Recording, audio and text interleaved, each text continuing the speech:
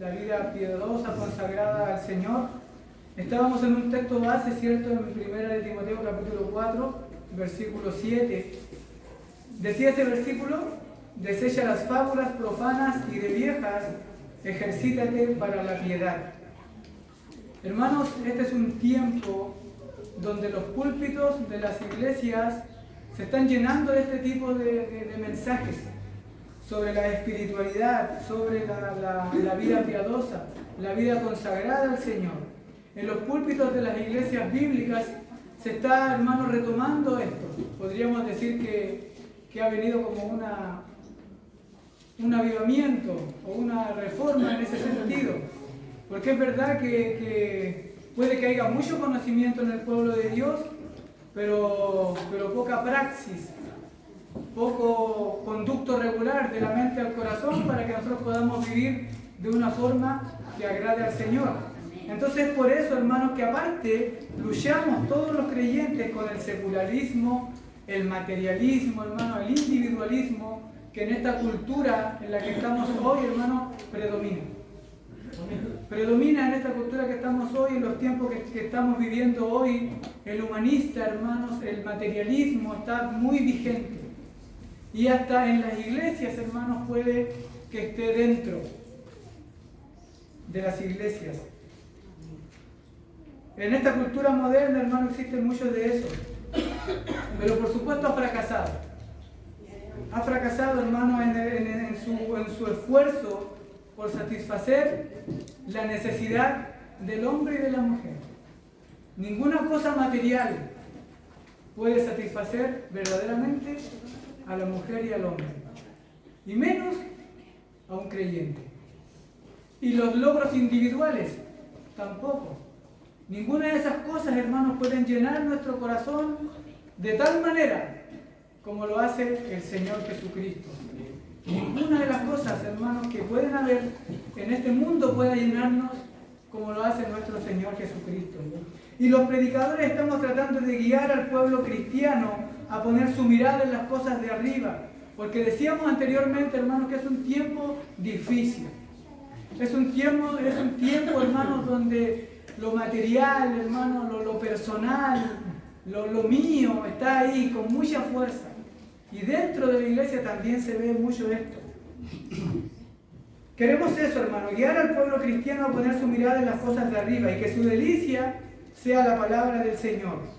Y además de que la palabra del Señor sea nuestra delicia, poder ver que esa palabra está transformando nuestras vidas en una vida espiritual, en una vida piadosa. Poder darnos cuenta de eso y que eso sea lo que nos llene. Darnos cuenta de eso, hermano, como pueblo cristiano, cómo la obra de Dios está creciendo en mí. El apóstol Pablo dijo: el que comenzó la buena obra es poderoso para terminarla. Entonces, nosotros podemos ver cómo Dios hace la obra en nosotros, cómo Dios va perfeccionando su obra en nosotros, cómo cada vez vamos dejando lo material de lado, lo personal de lado, para dedicarnos más a la palabra del Señor y que eso sea nuestra delicia. Miren lo que dice el Salmo capítulo 1, versículos del 1 al 3. Hoy día hay que estar bien atentos, hermanos, porque puede ser que hoy día Dios haga una obra hermosa en nosotros. Amén. Así que hay que estar muy atentos, hermanos, porque creo por fe que Dios puede hacer una obra en nosotros. Amén. Salmo capítulo 1, versículos del 1 al 3. Miren lo que dice: bienaventurado el varón que no anduvo en consejo de malos, ni estuvo en camino de pecadores, ni en silla de escarnecedores se ha sentado, sino que en la ley de Jehová está su delicia, y en su ley medita de día y de noche. Ahora, las consecuencias de vivir de esa forma: será como un árbol plantado junto a corrientes de aguas, que da su fruto a su tiempo, y su hoja no cae, y todo lo que hace prosperará. La expresión árbol plantado, hermanos, ¿qué significa? Significa trasplantar de un lado a otro. Eso significa, será como un árbol plantado. El creyente bienaventurado, que no anda en consejo de malos, ni en camino de pecadores, ni en mesa de burlones. Significa esto que hay muchas personas que se burlan del Evangelio. El creyente no debe participar de eso. No debe estar sentado y debe alejarse de ese tipo de juntas o de ese tipo de reuniones. Por vivir de esa forma hay una consecuencia, ya la leímos. Será como árbol plantado junto a corrientes de aguas. Árbol plantado significa ser trasplantado de un lado a otro. ¿Qué significa ahora la expresión junto a corrientes de aguas? Significa que será plantado junto a los medios de gracia por el cual ese árbol puede crecer. Y esto es una similitud, hermanos. Empezó el capítulo 1, bienaventurado el varón, pero en el versículo 3 dice, será como árbol. Es una similitud. Querido hermano, si usted y yo obedecemos este Salmo, capítulo 1, versículo del 1 al 6, acá está la diferencia entre el camino del justo y del injusto. Si nosotros caminamos, como dice este Salmo, va a haber una consecuencia de vida en nosotros. Va a haber una consecuencia práctica. Va a haber algo notorio en nuestra vida o en nuestro estilo de vivir. Entonces, será trasplantado. En algún momento, hermanos, el Señor nos va a tomar y nos va a poner junto a los medios de gracia y vamos a ir a deleitarnos, hermanos. Vamos a crecer de una forma tremenda, lo quiero decir de esa forma, vamos a crecer de una forma tremenda, porque un árbol, imagínese usted un árbol en medio o al ladito de un río. Toda esa agua, hermanos, que ya lo dijimos, que son los medios de gracia, toda esa agua que llega ahí a ese árbol, a sus raíces, hermanos, le permite crecer. Lo mismo a nosotros.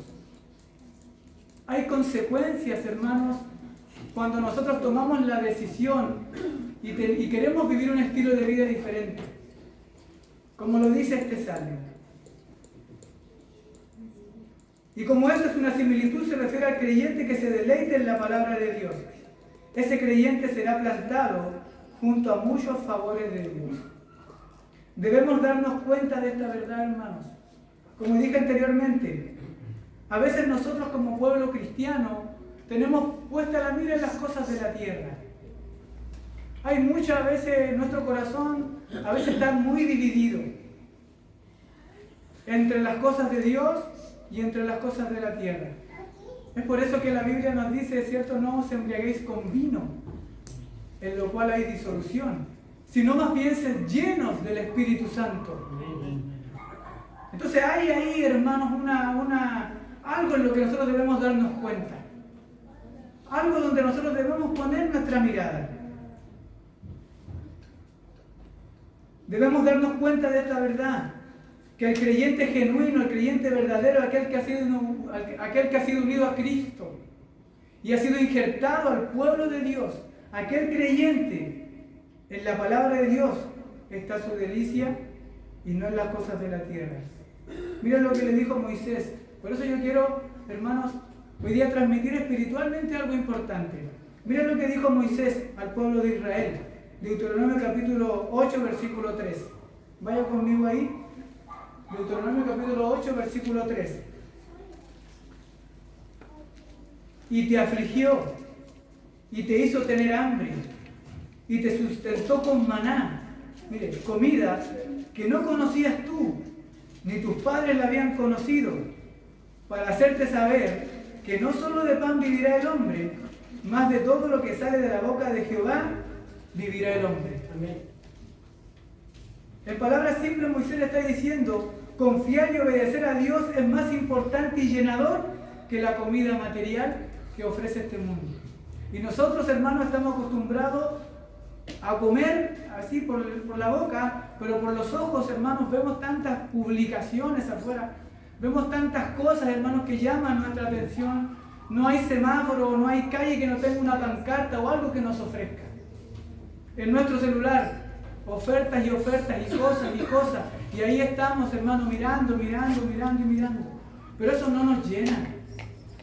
No nos llena, hermanos. Tengo compañeros de trabajo que me dicen y anhelan, hermanos, y dicen, este fin de mes quedo listo. El sueldo para mí solito, no tengo nada que pagar. Pero una vez que pasa eso, hermanos, y pasa un mes, y pasa 2 meses y no tienen nada que pagar, ahí queda igual como siempre. Cuando nos compramos un auto, en la semana estamos bien, lo disfrutamos, pero luego pasa una semana y ahí está. Es lo mismo de antes.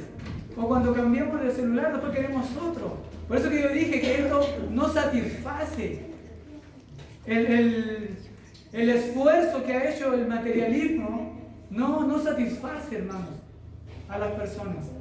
A un creyente menos. En palabras simples, Moisés le está diciendo: confiar y obedecer a Dios es más importante y llenador que la comida material. Para los israelitas, este pan que cayó del cielo era un pan liviano. Era un pan que no alimentaba. Era un pan que no satisfacía el hambre de ellos. Ellos querían volver como estaban antes, donde estaban antes. Querían comer carne, querían comer cebolla. No les satisfacía para los israelitas. Pero para el apóstol Pablo en el Nuevo Testamento este pan era alimento espiritual divino por el origen. Es el pan que descendió del cielo. Es el pan que descendió del cielo.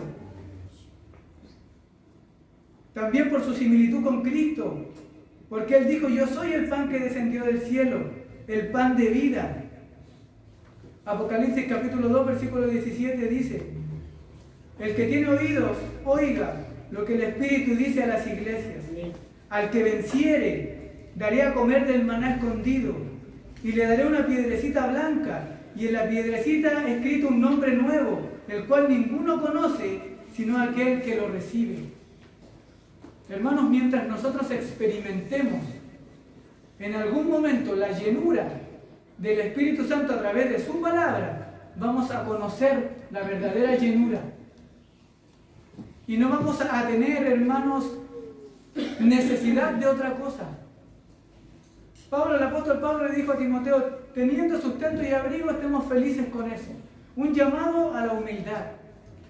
Un llamado como cristianos a vivir humildemente. Si tenemos el sustento, si tenemos el abrigo, si tenemos lo necesario, para el creyente no es aconsejable poner las cosas poner la mira en las cosas de la tierra. Porque ligerito nos vamos a inclinar hacia allá. No es aconsejable eso, hermanos. Miren, Jesús, en algún momento Él se sintió muy cansado. Llevaba caminando aproximadamente 150 kilómetros de Judea a Samaria. Pero Él en realidad iba a Galilea. Caminó desde Judea a Samaria y se encontró con una mujer, la mujer samaritana. Entre ellos tuvieron una larga conversación, mientras sus discípulos habían ido a comprar algo para comer. Una vez terminada la conversación, llegaron sus discípulos y le rogaron que comiera. Pero ¿cuál fue la respuesta de Jesús? Mi comida es hacer la voluntad de mi Padre. Esa fue la respuesta del Señor Jesucristo. 150 kilómetros caminando, estaba cansado. Sus discípulos también cansados. Ellos habían ido a comprar algo para comer. Ellos tenían hambre. Jesús también, me imagino. Pero le rogaron: Jesús, come. Maestro, come. Y Él le respondió que su comida era otra. Algo que lo llenó verdaderamente. Para nosotros, hermanos, al pueblo cristiano, lo único que nos llena de verdad, es Cristo. Es la palabra del Señor. Son las cosas de Dios. Vamos a leer ahora el texto.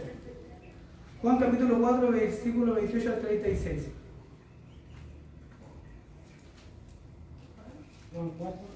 Juan 4, 28 al 36.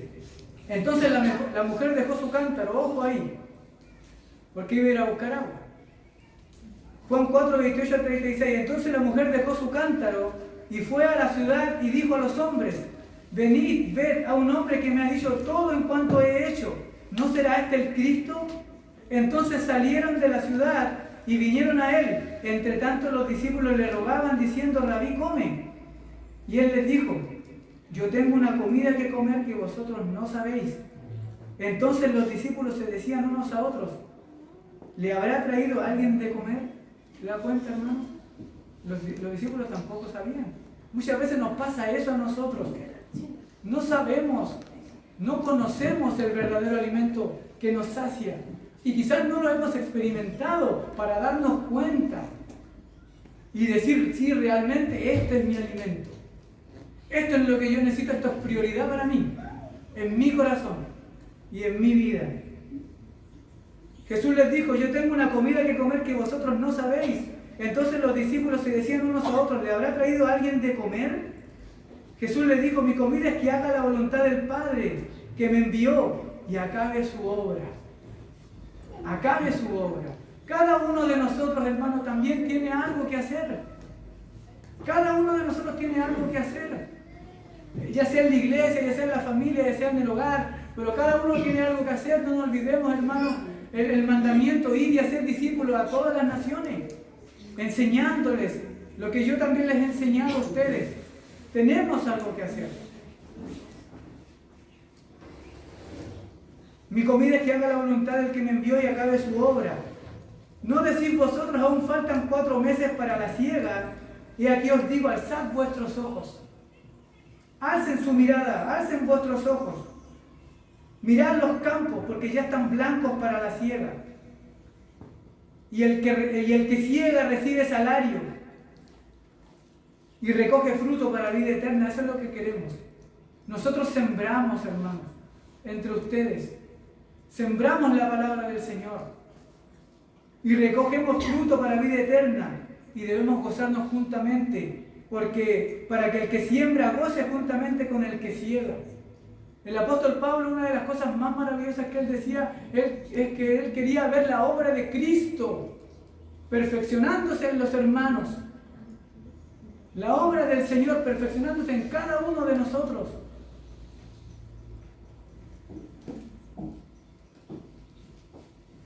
Después de la conversación con Jesús, la Biblia dice que la mujer dejó su cántaro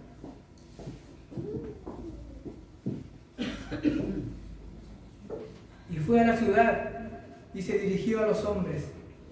La mujer tenía sed, o iba a buscar agua para comer, para cocinar, o no sé para qué lo que iba, pero algo iba. Pero se encontró con Jesús, conversó con Jesús, Jesús le dijo todo lo que ella había hecho y dejó su cántaro al lado y ya se olvidó. Vivió una experiencia con Jesús, que es lo que tenemos que vivir nosotros también. Andamos con el cántaro para arriba y para abajo y no somos capaces de dejarlo al lado. Jesús satisface, hermanos, nuestra sed. La mujer dejó su cántaro y fue a la ciudad y se dirigió a los hombres. Con la ayuda de Dios queremos promover un nuevo interés en una vida espiritual interior. Eso es lo que queremos. Promover un nuevo interés en una vida espiritual interior, en una vida piadosa, y la importancia de lograrla. La importancia de lograrla. Por eso que el apóstol Pablo le dice a Timoteo, ejercítate para la piedad. Es un ejercicio, hermanos. Es determinante, es algo que debemos determinar nosotros. La salvación Dios la regala a través de Jesucristo. Pero hay algo, hermanos, que es nuestra responsabilidad. Quizá en algún momento vamos a poder hablar de la responsabilidad, la soberanía de Dios y la responsabilidad del creyente. Pero en el Nuevo Testamento hay muchos versículos que nos instan a vivir de forma digna delante del Señor, que nos llaman a vivir una vida piadosa, consagrada al Señor. Ahora, hermanos, el cultivo de la vida espiritual ha sido orientado en diferentes direcciones por diferentes tradiciones cristianas. El catolicismo romano ha ofrecido una espiritualidad de ritualismo y ceremonialismo sacramental. La tradición metodista wesleyana, un movimiento de la santidad. Y más recientemente el pentecostalismo y el movimiento carismático ha ofrecido un contenido menos ceremonial y también menos intelectual, pero con gran cantidad de emoción y subjetivismo. Ahora hay un problema con la mayoría de todas estas espiritualidades. Es que no están claramente apegadas a la Escritura. La Escritura, hermano, es nuestra norma de fe y práctica. Es nuestro manual. Ahí está todo para yo poder ser un buen padre, un buen esposo, un buen hijo, una buena esposa, un buen estudiante, un buen trabajador. Nosotros somos pecadores y nos falta mucho por aprender, pero tenemos un manual. Tenemos un manual que es suficiente para todo lo espiritual. La Biblia no te va a decir cómo se arma un closet, pero sí es suficiente para toda parte espiritual de nuestra vida. Solamente debemos aprender a buscar donde se encuentra la parte específica que yo necesito para mí. Si usted no lo sabe, para eso tiene sus pastores, diáconos y presbíteros, que los pueden ayudar. En contraste con todo este movimiento, existe el cristianismo reformado, que ha seguido una senda propia, grandemente determinada por su interés de probar todas las cosas con la Escritura y desarrollar una vida espiritual formada por las enseñanzas y directrices de la palabra. La espiritualidad reformada tiene la convicción de Timoteo capítulo 3, versículo 16. Toda escritura es inspirada por Dios y útil para enseñar, para redarguir, para corregir y para instruir en justicia, a fin de que el hombre de Dios sea perfecto, maduro, perfecto no, pero maduro, determinado en hacer la voluntad del Señor, a fin de que el hombre de Dios sea perfecto, enteramente preparado para toda buena obra. Es nuestro objetivo madurar y que todos lleguemos a la unidad de la fe, hombres y mujeres llenos del Espíritu Santo. Cuando decimos llenos del Espíritu Santo nos referimos a que el Espíritu Santo nos guíe. Poder estar a disposición del Espíritu Santo, hermanos, que Él nos guíe. A veces el Espíritu Santo, aunque todopoderoso, se contrista porque nosotros somos desobedientes y ya no tiene ese poder. Pero entiéndanme lo que les voy a decir. Cuando nosotros, hermanos, sentimos la voz del Espíritu Santo que nos dice: no vayas por ahí, no vayas por ahí, y yo voy igual, ya después el Espíritu Santo no va a decirnos nuevamente: no vayas por ahí. Se contrista, se pone triste. Pero cuando usted obedece esa voz o ese sentir interior del Espíritu Santo que dice: no vayas por ahí, no vayas por ahí, no hagas esto, cuando tú obedeces eso, cada vez el Espíritu Santo se hace más fuerte en ti, más fuerte en cada uno de nosotros. Cuando decimos lleno del Espíritu Santo, nos referimos que el Espíritu Santo nos guíe y que en nuestro corazón no se encuentre otra cosa que provoque disolución. Vamos a Efesios capítulo 5, versículo del 15 al 20. Efesios 5, del 15 al 20. Mirad pues con diligencia cómo andéis, no como necios, sino como sabios, aprovechando bien el tiempo, porque los días son malos. Por tanto, no seáis insensatos, sino entendidos de cuál sea la voluntad del Señor. No os embriaguéis con vino, en lo cual hay disolución. Antes bien, sed llenos del Espíritu Santo. Miren, hablando entre vosotros con salmos, con himnos, cánticos espirituales, cantando y alabando al Señor en vuestros corazones, dando gracias por todo al Dios y Padre, en el nombre de nuestro Señor Jesucristo. Pablo está exhortando, hermanos, acá a la iglesia local a vivir de esta forma. A esto le llamamos piedad inteligente, una vida consagrada a Dios de forma inteligente. Lo necesitamos, hermanos. A veces somos fácilmente engañados. Necesitamos vivir de forma inteligente porque los días son malos, aprovechando bien el tiempo, redimiendo el tiempo, tratando de hacer lo que nos edifica, aunque todo es lícito, pero no todo edifica, no todo conviene, hermanos. Y nosotros como creyentes nos conviene estar en las cosas del Señor, nos conviene estar redimiendo bien el tiempo, poniendo nuestra fuerza, toda nuestra concentración aquí en la palabra del Señor, que es nuestro manual. conocimiento de las Escrituras y sincera piedad, o una vida sincera y honesta delante de Dios.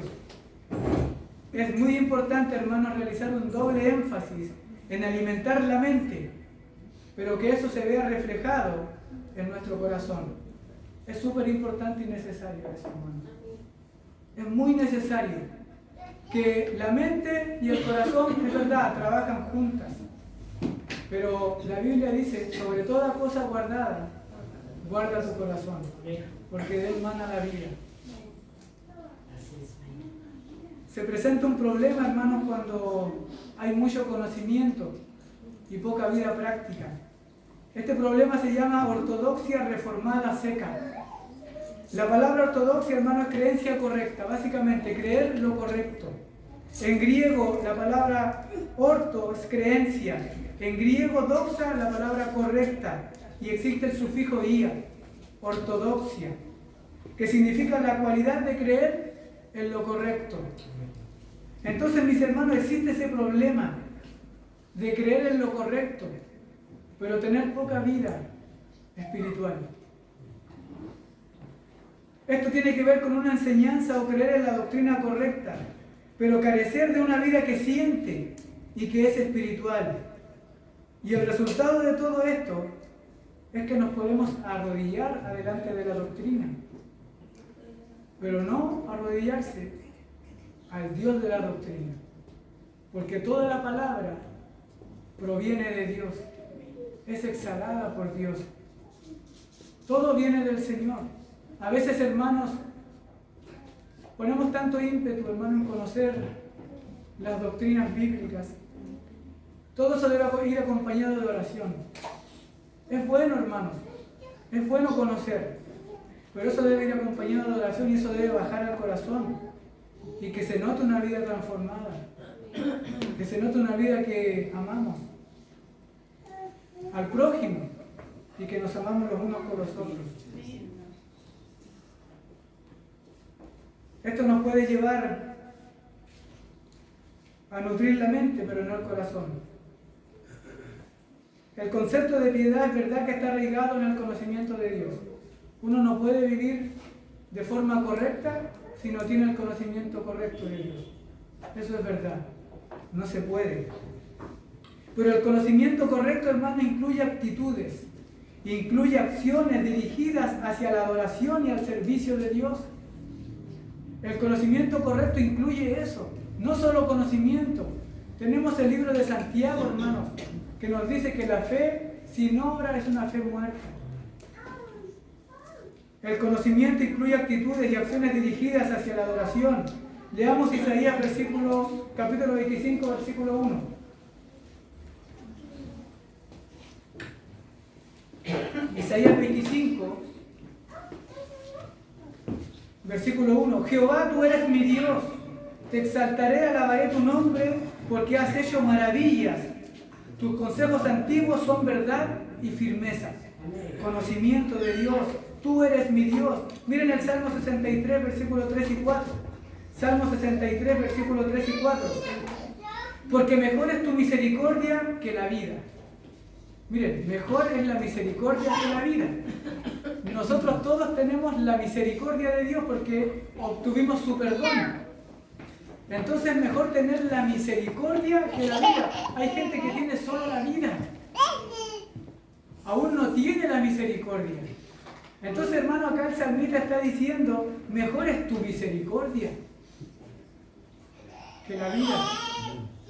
Vivir una vida, hermanos, alejado de Dios no tiene ningún sentido. Salmo 139, versículos 3 y 14. Miren, el conocimiento. Porque tú formaste mis entrañas, tú me hiciste en el vientre de mi madre. Te alabaré porque formidables y maravillosas son tus obras. Estoy maravillado y mi alma lo sabe muy bien. Con maravilloso conocimiento. Debemos ser respetuosos, hermanos, en el servicio del Señor. Porque, hermanos, una predicación sin aplicación no es predicación. Vemos cómo los hermanos, los salmistas, alababan al Señor de una forma respetuosa. de una forma consagrada. Lo debemos hacer nosotros también, porque si no hay un respeto al culto público, teniendo todo el conocimiento que tenemos, ese conocimiento no ha bajado al corazón. Debemos ser respetuosos acá en el servicio. Además, la piedad incluye una multitud de temas relacionados con la piedad filial. Estos son las relaciones humanas y el respeto y el amor por la imagen de Dios en los seres humanos. En los seres humanos está la imagen de Dios, aún en aquellos que no tienen al Señor Jesucristo. Mira lo que dice Mateo 25, del 35 al 40. Porque tuve hambre y me disteis de comer, tuve sed y me disteis de beber, fui forastero y me recogisteis, estuve desnudo y me cubriste, enfermo y me visitaste, en la cárcel y viniste a mí. Entonces los justos le responderán diciendo: Señor, ¿cuándo te vimos hambriento y te sustentamos? ¿O sediento y te dimos de beber? ¿Y cuándo te vimos forastero y te recogimos? ¿O desnudo y te cubrimos? ¿O cuándo te vimos enfermo o en la cárcel y vinimos a ti? Y respondiendo el rey les dirá: de cierto os digo que en cuanto lo hicisteis a uno de estos mis hermanos más pequeños, a mí lo hicisteis. Tiene relación, hermanos, con una vida también filial con nuestros hermanos y con los de afuera también. A veces pasamos por delante de la necesidad y no hacemos nada. Que el Señor nos ayude, hermanos, en ese sentido. La piedad bíblica tiene un énfasis más directo en el corazón que en la mente. Aunque la mente y el corazón deben trabajar juntas, pero el corazón es más importante. Porque dijimos recién en Proverbios 4:23, sobre toda cosa guardada, guarda tu corazón, porque de él mana la vida. ¿Por qué esto es importante? ¿Por qué vivir de esta forma es importante? ¿Por qué tomar la determinación? Como Pablo le dijo a Timoteo: ejercítate para la piedad. ¿Por qué es importante? Porque la piedad, hermanos, designa una actitud correcta del hombre y la mujer hacia Dios. Vivir de esa forma, hermanos, nos orienta, nos designa una actitud correcta hacia Dios. Veamos este ejemplo en Lucas 7, Lucas capítulo 7, del 44 al 46.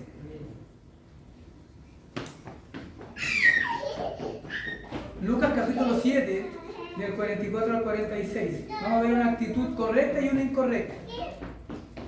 Hablando acá de Simón el fariseo, que había invitado a Jesús a comer a su casa. Había otros fariseos más y llega una mujer pecadora. Lucas 7, 44 al 46. Jesús le dijo al fariseo, a Simón: vuelta a la mujer, dijo a Simón: ¿ves esta mujer? Entré en tu casa y no me diste agua para mis pies, mas esta ha regado mis pies con lágrimas y los ha enjugado con sus cabellos. No me diste beso, mas esta desde que entré no ha cesado de besar mis pies. No ungiste mi cabeza con aceite, mas esta ha ungido con perfume mis pies. ¿Y qué estaba haciendo Simón? Criticando a Jesús. Si este fuera profeta, sabría la mujer que lo está tocando. Una actitud incorrecta. El verdadero conocimiento y la vida cristiana piadosa o la vida consagrada al Señor nos guía, hermanos, a una adoración verdadera. Nos marca el camino. La mujer pecadora tenía un conocimiento verdadero de Jesús. Quizás era poco el conocimiento. Quizás solo sabía que Jesús era el Mesías y que podía perdonar pecado. Pero ese conocimiento de Jesús le llevó a tener una actitud correcta delante del Maestro. Esta actitud incluye verdadero conocimiento, adoración sincera, aquí en el culto, adoración sincera, fe salvífica, temor, sumisión y amor reverencial. Conocer quién es Dios implica actitudes correctas hacia Él y hacer lo que Él quiere. Tengo un comentario de Juan Calvino que se lo quiero mostrar. Dice lo siguiente sobre la piedad: La verdadera vida consagrada consiste en un sentimiento sincero de amor a Dios como Padre, no menos que de temor y reverencia como Señor, que abraza su justicia y tiene más temor de ofenderlo que de la muerte. Esto es vivir de forma consagrada, que todo el conocimiento que tenemos baje a nuestro corazón y que tengamos un sentimiento sincero de amor y de servicio a Dios y hacia nuestros hermanos, que se ve reflejado en nuestra manera de vivir. Ahora, hermanos, vivir de una forma consagrada al Señor o de una forma piadosa tiene un fin supremo. Tiene una meta, tiene un fin. Hay algo que se debe alcanzar al vivir de esa forma. No tiene nada que ver con nosotros. Es la gloria de Dios. Es la gloria de Dios. Ese es el fin de vivir una vida consagrada. Es la gloria del Señor. Miren cómo Pablo, quizás usted va a decir que tiene que ver esto con lo que estamos hablando, pero vamos a tratar de explicarlo. ¿Qué es lo que dice 1 de Timoteo, capítulo 1, del 15 al 17?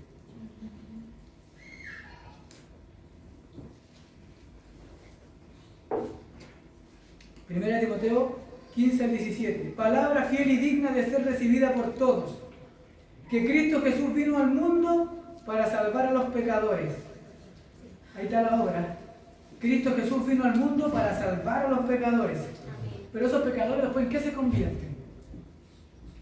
En luz, en ejemplo para la sociedad. De los cuales yo soy el primero. Pero por esto fui recibido a misericordia, para que Jesucristo mostrase en mí el primero toda su clemencia, para ejemplo de los que habían de creer en Él para vida eterna.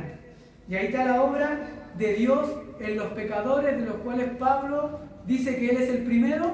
Nosotros todos le seguimos atrás según Él. Él dice que Él es el primero, todos nosotros atrás, pero la misma obra Él hace. Por tanto, al Rey de los siglos, inmortal, invisible, al único y sabio Dios, sea honor y gloria por los siglos de los siglos. La obra de Jesucristo para salvar a los pecadores y después transformarlos, hermanos, en personas humildes, obedientes, ejemplos para la sociedad, ejemplos en nuestros trabajos, ejemplos en nuestra familia, es para la gloria de Dios. Es para que la gloria de Dios brille. Así como Dios realizó una obra en el apóstol Pablo, también la puede hacer con nosotros. También la puede hacer con nosotros. Pero no es para jactarnos de eso. Porque si eres obediente, es gracias a Dios. Si somos generosos en algunas áreas, es porque el favor de Dios ha venido a nuestra vida. Si somos humildes, o si podemos o alcanzamos en algún momento ser humildes, es por gracias al Señor. Primera de Corintios capítulo 4 versículo 7, porque ¿quién te distingue? ¿O qué tiene que no hayamos recibido? ¿Quién nos distingue a nosotros? Todo lo hemos recibido de Dios, todo favor, toda gracia, hermanos, la hemos recibido del Señor. Y si lo recibiste, ¿por qué te glorías como si no lo hubieras recibido? El fin de la piedad, hermano, al igual que toda vida cristiana, es la gloria de Dios. Gloria que brilla en sus atributos, en la estructura del mundo. Los cielos cuentan la gloria de Dios y el firmamento anuncia la obra de sus manos. Todo es para Dios. La muerte y la resurrección de nuestro Señor Jesucristo es de Dios. Toda la gloria es para el Señor. Y glorificar a Dios también se antepone a la salvación personal de toda persona. Miren, ¿qué quiere decir esto? Juan Calvino le escribe a un cardenal, a Jacobo Sadoleto, que fue un humanista, una persona inteligente, una persona con poder, una persona capaz. Juan Calvino le escribe esto. Sin embargo, no creo que sea propio de un auténtico teólogo el procurar que el hombre se quede en sí mismo. Lo que quiere decir esto es que ninguno de los que predica la palabra, sea en el púlpito o sea abajo, debe procurar de que el hombre o la mujer se quede como que es de ella todo lo bueno. Nosotros que predicamos la palabra, o usted que comparte el evangelio también afuera, en ningún momento debemos procurar que el hombre y la mujer se queden como que si en ellos estuviera la fuente de bondad. En vez de mostrarle y enseñarle que el comienzo de la buena reforma de nuestra vida consiste en desear y fomentar y darle realce a la gloria de Dios. Que Dios sea glorificado en nosotros es el fin de una vida consagrada. Amén. Este es el propósito de nuestra creación. Fuimos creados para eso, para glorificar al Señor, gozar de Él.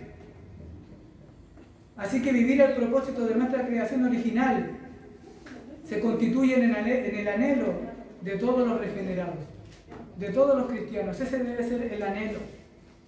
Cambiar, crecer, cambiar nuestra forma a veces de ver las cosas, de conducirnos. Así que vivir el propósito de nuestra creación original se constituye en el anhelo de todos los cristianos. El hombre y la mujer piadosa confiesa, somos de Dios, vivamos por tanto para Él y muramos para Él, somos de Dios, esfuércese en consecuencia todas las partes de nuestra vida por alcanzarlo como nuestro único fin. Como nuestro único fin, hermanos. Por eso que Jesús decía, esa es la obra que yo debo hacer la voluntad del Señor, que acabe su obra. Esa es mi comida, esa es mi bebida, eso es lo que me llena, es lo que me sacia. Dios redime, adopta y santifica a su pueblo para que su gloria brille en ellos y los libere del impío egoísmo. La preocupación más profunda del hombre piadoso es por tanto Dios mismo y las cosas de Dios, la palabra de Dios, la autoridad de Dios, el evangelio de Dios, la iglesia de Dios, la verdad de Dios, y conocerlo más, conocer más a Dios y orar para que ese conocimiento baje a nuestro corazón y podamos vivir de la forma que le glorifique. Vamos a orar. Amén.